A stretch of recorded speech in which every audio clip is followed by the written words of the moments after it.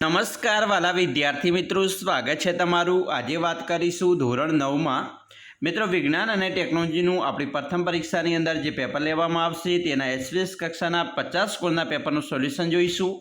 તો ચાલો વિદ્યાર્થી મિત્રો વિડીયોની શરૂઆત કરીએ।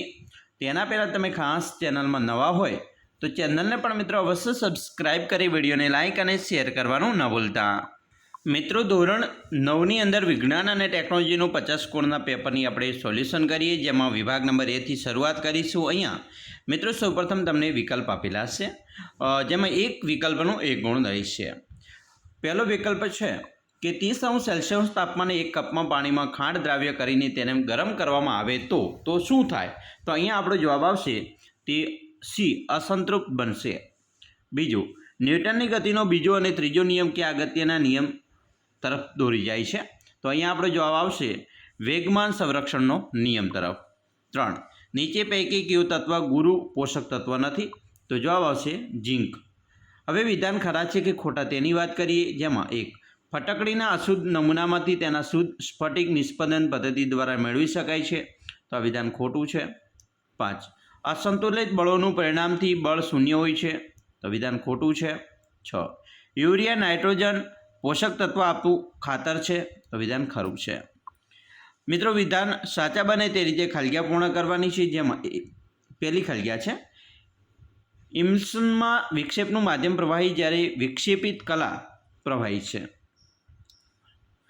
8, એક સ્કૂટર સવાર 36 કિલોમીટર પ્રતિ કલાક સ્વેર ઝડપે ગતિ કરી રહ્યો છે તો તેની બ્રેક માર્યા બાદ 10 સેકન્ડમાં સ્થિર થાય છે, તો સ્કૂટરનો પ્રવેગ ખાલિયા બરાબર હશે તો -1 હશે।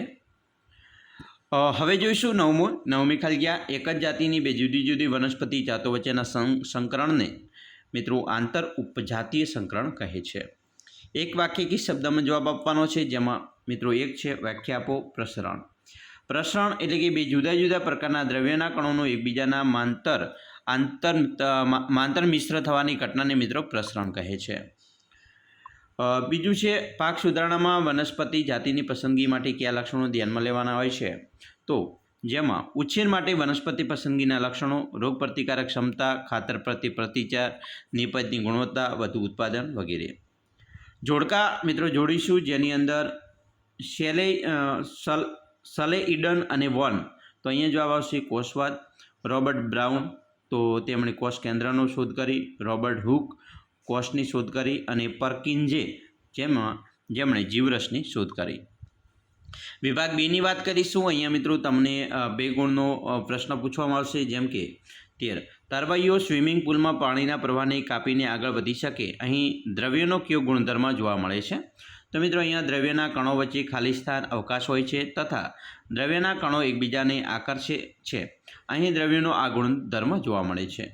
એના પછી મિત્રો 14મું છે દળ અને કદના એસઆઈ એકમો જણાવો। તો દળનો એસઆઈ એકમ કિલોગ્રામ છે। 1 કિલોગ્રામ એટલે કે 1000 ગ્રામ, અને 1 કિલોગ્રામ બરાબર 10 kg બરાબર। કદનો એસઆઈ એકમ ઘન મીટર છે।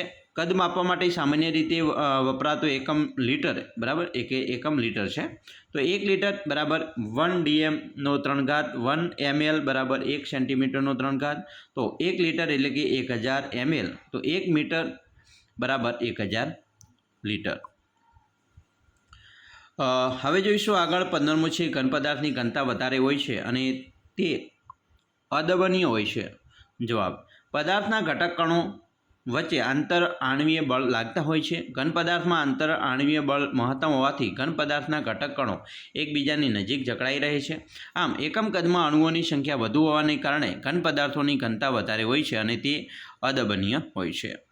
16, એક નીચે દર્શાવેલ તાપમાનને ડિગ્રી સેલ્સિયસ માપકરમાં ફેરવો। તો મિત્રો આપણે 293 કેને ફેરવીએ તો એનાથી -273 કરીશું 293માંથી, તો 20 સેલ્સિયસ આવશે, અને 470માંથી 273 બાદ કરીએ તો 197 સેલ્સિયસ થશે। 17મો પ્રશ્ન છે નીચે દર્શાવેલ દરેકને સમાંગ કે વિષમાંગ મિશ્રણમાં વર્ગીકૃત કરો। તો મિત્રો સમાંગ મિશ્રણની અંદર સોડા વોટર, હવા, વિનેગર અને ગાળેલી ચા, જ્યારે વિષમાંગ મિશ્રણમાં લાકડું અને જમીનનો ઉપયોગ થાય છે, સમાવેશ થાય છે।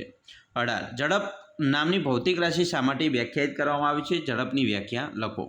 તો જવાબ છે પાણીના કણોની ઉર્જા જે તાપમાને બરફના કણોની ઉર્જા કરતાં વધુ હોય છે. બરફનું ગલન ગુપ્ત ઉષ્મા 3.35 × 105 જે જૂલ કિલોગ્રામ છે.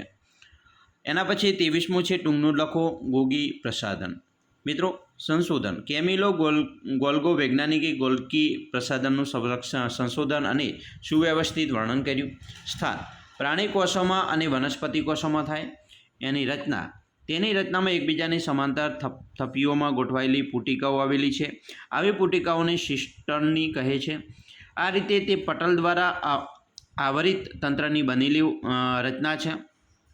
ગોલ્ગી પ્રસાધન પટલો કેટલીક વખત મિત્રો અંતઃકોષરસ જાળના પટલ સાથે જોડાયેલી હોય છે. તેથી તે અન્ય જટિલ કોષીય પટલ તંત્રનો ભાગ બનાવે છે. જેના કાર્યોની વાત કરીએ તો અંતઃકોષરસ જાળ દ્વારા સંશ્લેષિત દ્રવ્યોનું ગોલ્ગી પ્રસાધન દ્વારા પેકેજિંગ કરી કોષની અંદર તથા કોષની બહાર મુક્ત કરવામાં આવે છે. નિપજોનું પેકેજિંગ રૂપાંતર તેમજ સંગ્રહ કરવાના કાર્ય ગોલ્ગી પ્રસાધનની પુટિકામાં હોય છે. કેટલાક કિસ્સામાં સરળ શર્કરાઓમાં જટિલ શર્કરાઓનું નિર્માણ કરે છે. તે લાઇસોઝોમ અંગિકાઓના નિર્માણ સાથે સંકળાયેલી છે. એના પછી મિત્રો 24મો પ્રશ્ન છે 300 મીટરના સીધા રસ્તા પર જોસેફ જોગિંગ કરતો 2 મિનિટની 30 સેકન્ડમાં એક છેડા એથી બીજા છેડા બી સુધી પહોંચે છે. ત્યાંથી પાછો ફરી 1 મિનિટમાં 100 મીટર પાછળ રહેલા બિંદુ સી પર પહોંચે છે. જોસેફની સરેરાશ ઝડપ અને સરેરાશ વેગ તો કે ભાઈ એ છેડાથી બી છેડા સુધી તથા બી એ છેડાથી સી છેડા સુધી કેટલું હશે.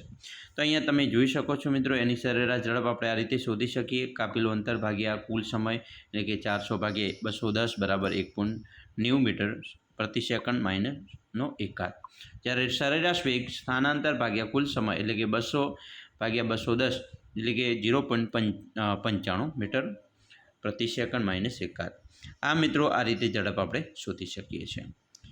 25મો નિયમિત ગતિ અને અનિયમિત ગતિ સમજાવો. મિત્રો સરસ મજાનો પ્રશ્નનો જવાબ આપણે આ રીતે લખી શકીએ કે જો કોઈ ગતિમાન પદાર્થ સુરેખ પથ પર સમયના એકસરખા ગાળામાં એકસરખું એટલે કે એક દિશામાં અંતર કાપતો હોય તો તે પદાર્થ નિયમિત ગતિ કરે છે તેમ કહેવાય. ઉદાહરણ તરીકે ધારો કે એક પદાર્થ 5 મીટર અંતર પ્રથમ સેકન્ડમાં અને બીજું 5 મીટર અંતર દ્વિતીય સેકન્ડમાં, 5 મીટર અંતર તૃતીય સેકન્ડમાં અને 5 મીટર અંતર ચોથી સેકન્ડમાં કાપે છે. તો અહીં પદાર્થ સમયના એકસરખા ગાળામાં એકસરખું અંતર સુરેખ પથ પર કાપે છે. તેથી આ પદાર્થ નિયમિત ગતિ કરે છે તેમ કહેવાય. અનિયમિત ગતિ જો કોઈ ગતિમાન પદાર્થ સુરેખ પથ પર સમયના એકસરખા ગાળામાં એકસરખું અંતર એક દિશામાં કાપતો ન હોય તો તે પદાર્થ અનિયમિત ગતિ કરે છે તેમ કહેવાય. ઉદાહરણ તરીકે મિત્રો એક જોઈએ કે ભરચક રસ્તા પર થતી કારની ગતિ. રસ્તા પર ટ્રાફિક હશે તો કારની ઝડપ ધીમી પડશે. રસ્તો ખુલ્લો હશે તો કાર ઝડપથી આગળ વધશે અને ટ્રાફિક સિગ્નલ લાલ થતાં તે ત્યાં થોભી જશે.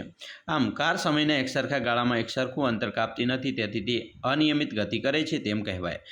એક ગાર્ડનમાં કોઈ માણસના દોડવાની પણ ગતિ. 26મો પ્રશ્ન છે મિત્રો કરુણા 90 મીટર લંબાઈના એક સ્વિમિંગ પુલમાં તરે છે. તે સ્વિમિંગ પુલના એક છેડેથી બીજા છેડા સુધી તથા તે જ માર્ગ પર પરત ફરતા 180 મીટરનું કુલ 1 મિનિટમાં પૂરું કરે છે તો કરુણાની સરેરાશ ઝડપ અને સરેરાશ વેગ તે ગણવાનો છે. એના પછી મિત્રો 27મો પ્રશ્ન છે ન્યૂટનની ગતિના બીજા નિયમનું ગાણિતિક સૂત્ર F = ma તારવું. મિત્રો આ પણ પ્રશ્નો સરસ મજાનો મોસ્ટ આઈએમપી છે. તમારી રીતે મિત્રો તૈયાર કરી લેવાનો છે.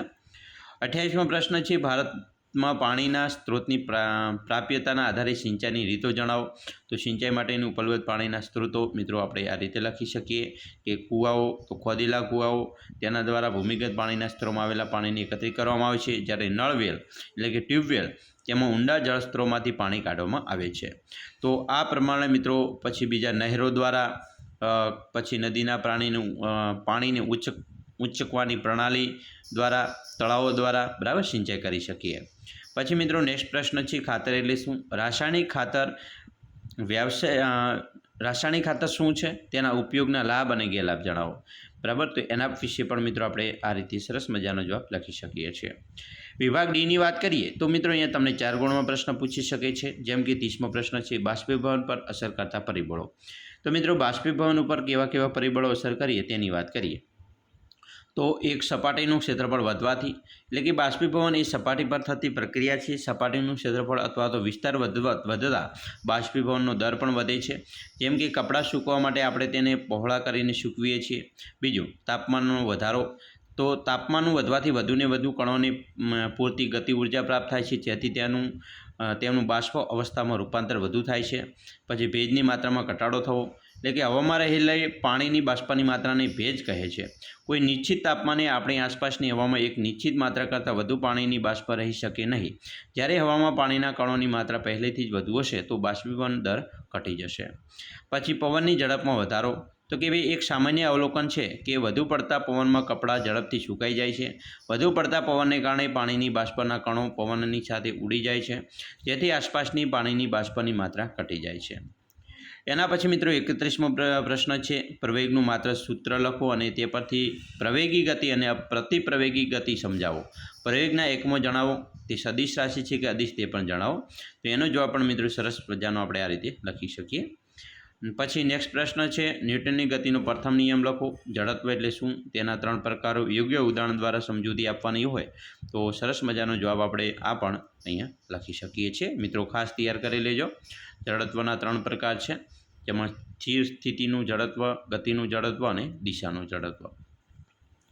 તો મિત્રો આવી રીતે તમે તમારી પરીક્ષાની તૈયારી કરી શકો છો. અમે આશા રાખીએ છીએ તમને આપણો આ વિડીયો ખૂબ જ ઉપયોગી નીવડશે. અને મિત્રો ખાસ વિડીયો ગમે હોય તો લાઇક, શેર અને સબસ્ક્રાઈબ કરવાનું પણ ન ભૂલતા.